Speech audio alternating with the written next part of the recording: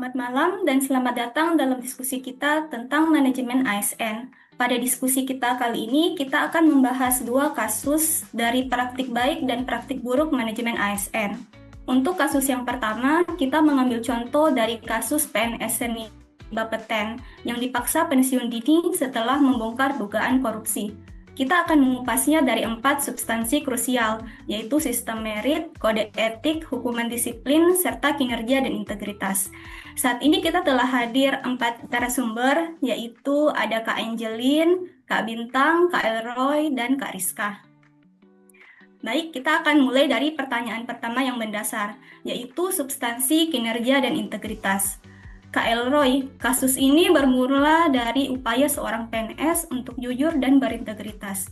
Bagaimana Anda melihat kontras antara praktik baik dan praktik buruk dalam hal kinerja dan integritas di institusi tersebut, seperti yang terlihat pada awal video? Silakan Kak Elroy. Ya, terima kasih. Ya, kontrasnya sangat tajam nih. Praktik baik yang mutlak ditunjukkan oleh PNS senior, Bapak Togap Marpaung, adalah integritas tinggi dengan berkata jujur dan membongkar kasus korupsi pengadaan barang dan jasa senilai miliaran. Ini adalah wujud dari menjalankan sumpah jabatan. Di sisi lain, praktik buruknya adalah integritas rendah yang berujung pada kasus korupsi itu sendiri, serta kinerja buruk dalam pengelolaan anggaran. Transkrip video menyebutkan pembelian barang yang tidak bermanfaat, bahkan salah peruntukan, seperti eksplosif detektor senilai 900 juta, yang malah milik Gana Polri. Ini jelas pemborosan dan inefisiensi yang merugikan negara. Begitu, Kak Vina. Baik, Kak Elroy. Berikutnya, transkrip menunjukkan bahwa setelah membongkar kasus, karir PNS tersebut malah dijegal. Kak Bintang, bagaimana praktik buruk ini mencoreng prinsip sistem merit yang seharusnya menjamin karir berdasarkan kompetensi dan prestasi? Baik, terima kasih Kak Vina. Jadi, prinsip sistem merit hancur dalam kasus ini. ASN seharusnya dipromosikan atau diberi kesempatan pengembangan karir berdasarkan kualifikasi dan kinerjanya, bukan berdasarkan kepentingan oknum. Apa yang terjadi adalah praktik buruk, berupa pengekangan karir dan pemaksaan pensiun dini di usia 60 tahun. Padahal ia bisa pensiun di usia 65 jika naik pangkat. Lebih parah lagi, upaya kenaikan pangkatnya dijegal melalui uji kompetensi yang curang. Video menyebutkan adanya manipulasi, mulai dari perbedaan jumlah penguji hingga video yang dipotong. Ini menunjukkan bahwa prestasi dan kompetensi diabaikan. Terima kasih, Kak Vina. Baik, Kak Bintang. Berikutnya, tindakan PNS senior yang berani membongkar korupsi sebenarnya adalah cerminan dari pelaksanaan kode etik. Berikutnya, Kak Angelin, bagaimana Anda melihat pelanggaran kode etik yang dilakukan oleh pihak manajemen sebagai balasan atas praktik baik tersebut? Baik, Kak Vina. PNS tersebut menjalankan kode etik, yaitu berintegrasi dan jujur dalam melaporkan korupsi. Namun, manajemen melakukan praktek buruk pelanggaran etika realisasi. Alih-alih melindungi whistleblower, mereka justru menghukumnya dengan menjegal karir dan memaksanya pensiun. Selain itu, praktek buruk juga terlihat dari pihak penguji dalam uji kompetensi.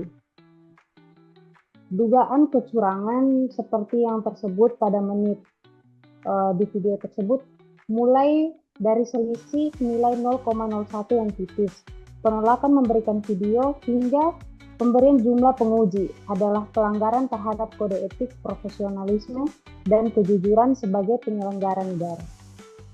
Mungkin itu, Kak Vina. Terakhir, Kak Rizka, kasus ini mempertontonkan ketidakadilan dalam penegakan hukuman disiplin. Siapa yang seharusnya dihukum dan siapa yang justru menerima sanksi yang tidak adil? Baik, Kak Vina. Saya melihat dalam kasus ini praktik buruk yang dominan adalah ketidakadilan sanksi. ASN yang berintegritas dan berani melaporkan korupsi justru menerima sanksi paling berat. Itu pensiun dini yang dipaksakan pada Juli 2018. Ini adalah sanksi yang sangat tidak proporsional dan tidak mendidik. Sebaliknya, ada dugaan kuat terjadinya impunitas bagi pelaku korupsi. Tidak ada informasi yang tegas mengenai sanksi disiplin bagi oknum yang terbukti merugikan negara melalui markup pengadaan. Ini menciptakan presiden buruk di mana pelaku kejahatan dilindungi, sementara penegak kebenaran itu dikorbankan. Mungkin itu Kak Rina. Jadi, terima kasih kepada keempat narasumber. Inti dari kasus ini adalah bahaya praktik buruk yang merusak keempat pilar manajemen ASN, yaitu sistem merit, kode etik, hukuman disiplin, dan kinerja dan integritas, yang seharusnya melindungi dan memberdayakan ASN berintegritas. Sekarang kita lanjut ke kasus kedua, yaitu ASN yang terancam dipecat akibat bolos kerja. Pertama, KL Roy, kasus ini bermula dari kebangkitan massal. Dari sudut pandang kode etik, bagaimana Anda melihat praktik buruk yang dilakukan oleh ASN tersebut? Ya, terima kasih Kak Vina. Ya, dari sudut pandang kode etik, praktik buruk ini adalah pelanggaran etika disiplin berat. Kewajiban utama ASN adalah hadir, bekerja, dan melayani publik. Tindakan bolos kerja secara massal selama berbulan-bulan adalah pelanggaran serius terhadap kewajiban ASN. Dari sisi integritas, kemungkinan ini menunjukkan integritas yang rendah dan ketidakjujuran terhadap kontrak kerja sebagai pelayan publik. Di sisi lain, praktik baiknya adalah upaya manajemen untuk menegakkan etika disiplin dengan memproses para pelanggar tersebut. Begitu Kak Vina.